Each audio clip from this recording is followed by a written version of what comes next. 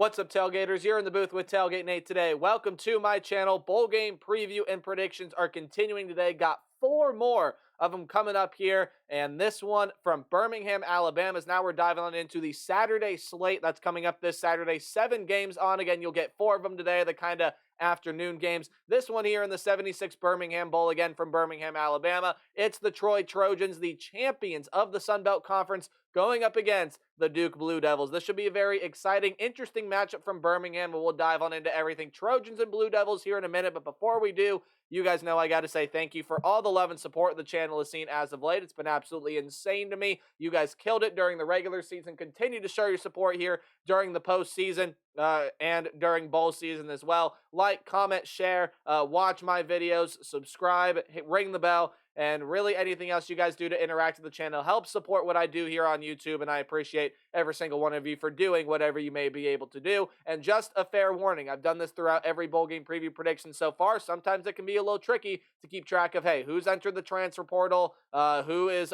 opting out to prepare for the NFL draft and things like that. So if there are any names that I missed or any names that I just didn't mention or any names that, hey, have announced their decisions after this video goes up, Trojan fans, Blue Devil fans, let me know that in the comment section down below. Be very interested and very grateful to hear what you guys have to say regarding all of that. But let's dive on into this matchup between the Trojans and Blue Devils, starting out with the stats both these teams put up so far this season. Good news for the Troy Trojans. Even though their head coach in John Summerall did just go take the job at Tulane, your defensive coordinator is going to take over, and we know how good this defense is with Troy. More on that later. But this offense, luckily, doesn't really lose a whole lot of pieces, at least that I saw. Gunnar Watson at 3,339 yards, 27 touchdowns, and 5 picks so far this season, or I guess that's what he had throughout this season. That does include the Sun Belt Championship game. However, or I should say it also includes the Sun Belt Championship game. But Gunnar Watson has been a very vital piece of this offense. There are a ton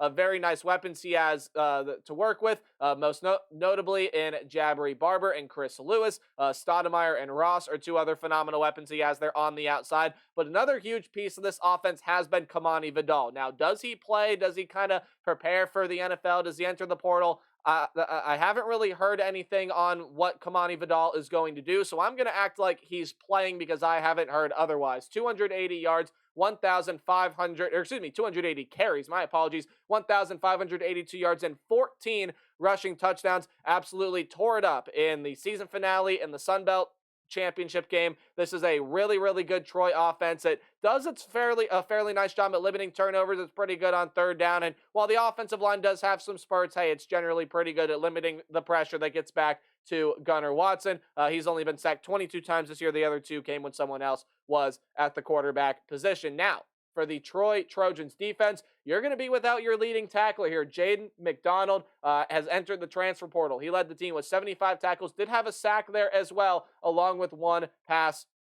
defended. However, you have a ton of other phenomenal pass rushing weapons, and this is one of the best pass rushing teams in the entire country, led by some other linebackers. Richard Jabuner had 9 sacks so far this season, and then Javon Solomon, one of the leading sackmen across the entire country, 16 sacks. He only has 51 tackles. 16 of them he has gotten back to the quarterback and brought him down behind the line of scrimmage. That is an absurd number, over 100 yards lost when Solomon is sacking the quarterback. Other than that, though, this is a phenomenal rush defense. The pass defense, sure, it has its moments where it definitely has some lapses, but overall, hey, it's pretty darn solid. I mean, 35 pass defended, 9 picks. Those are definitely numbers on the lower end, but hey, they're definitely not bad numbers. But 9 picks, 12 fumbles recovered this year for 21 turnovers, and they are one of the best teams in the country at third down defense. They do not let teams convert on the money downs. That's exactly what Duke is going to need to try to turn around here. Now, Duke losing a lot of offensive weapons. The 2 most notable is their quarterback in Riley Leonard. He is already committed to go play for the Notre Dame Fighting Irish. Had 1,102 yards, 3 touchdowns, 3 picks. Obviously, we know Riley Leonard's a lot more talented of a player than that. The touchdowns just didn't come at the rate that they probably should have this year, and Riley Leonard battled injuries this year. So you turn to guys like Beelan and Loftus at quarterback. I do believe that Grayson Loftus will be getting the start. Now, if Henry Beelan ends up playing, will I be surprised? No, but I do think Loftus will get the start. He had 823 yards, 8 touchdowns, and 3 interceptions this season. But the Blue Devils are also losing another really good weapon, and that is Jordan Waters. Led the team with 142 carries, 753 yards, and 12 touchdowns on the ground. And then you want to talk about Waters receiving out of the backfield, 7 catches for 130 yards. Hey, to my knowledge, still a lot of good, really offensive weapons that are going to be here playing in this game. I do believe that Jacques Moore will be playing, had 601 yards and 6 touchdowns on the ground, and a lot of this wide receiving core is still here. Jordan Moore, Jalen Calhoun, Samir Haggins, and then Dalmalin, that tight end, is there as well. It's mainly Moore and Calhoun, combined around 1,400 yards and 12 receiving touchdowns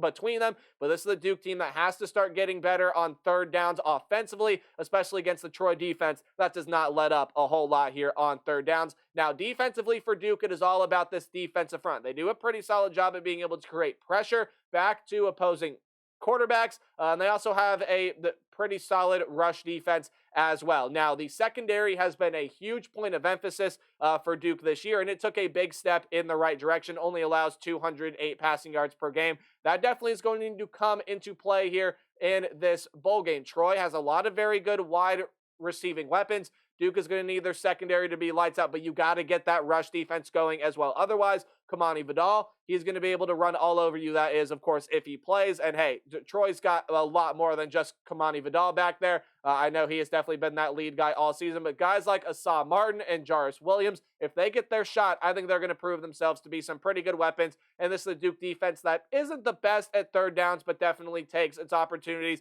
doesn't force turnovers, it just does a good job of stopping teams from driving down the field and putting up yards. This leads me into my what to watch for. They're kind of like your keys to the game, whatever you want to call them. There are some things I think you should keep an eye on while you're paying attention to this one.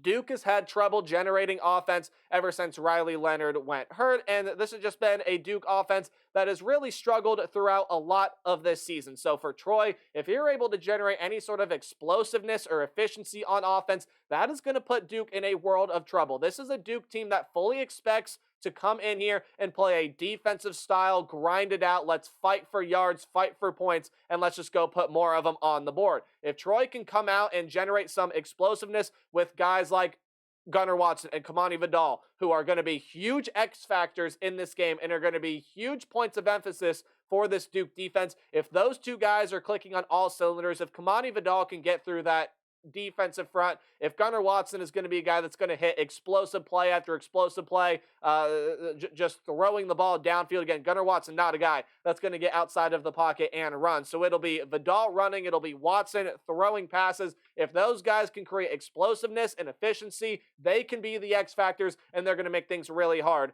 for this Duke Blue Devil defense. And speaking of defense, I mean, we know that this Troy defense has a really good rush defense. It's one of the best pass rushing teams in the entire country. But speaking of the pass rush, right? The pass rush and the third down defense, that has to continue to be absolutely stellar. They have to continue to put the pressure on Duke, and they are going to be major factors here in deciding this game. Troy's secondary, well, without the downfield passing ability of Riley Leonard, I don't think needs to be as big of a point as emphasis as this pass rush does, because this is going to be a Duke team that they're going to look to get their run game going. This is a Duke team that's going to look, even though that Jordan Waters is not playing, and Duke, by the way, without a slew of very, very good defensive weapons. I will list their names here in a second, at least the names that I have available to me on my list. But this is a very tough puzzle to solve in the Troy Trojans run defense. There are just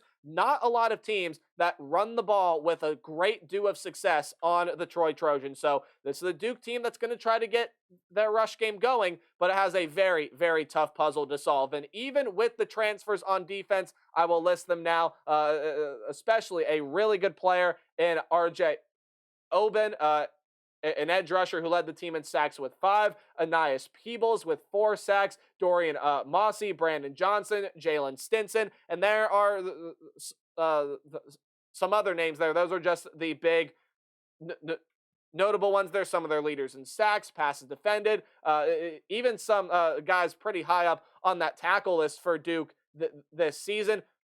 I think the defensive front is going to hold Vidal and company quite well. Now, I don't think they're going to hold it 100%. You're not going to hold a guy like Kamani Vidal all game long, and Gunnar Watson, I think, is still going to hit his shots. But I think the defensive front is going to generate enough of a pass rush to matter, and I think they're going to be able to limit Vidal enough to matter. It's just up to this Duke offense to be able to get it going.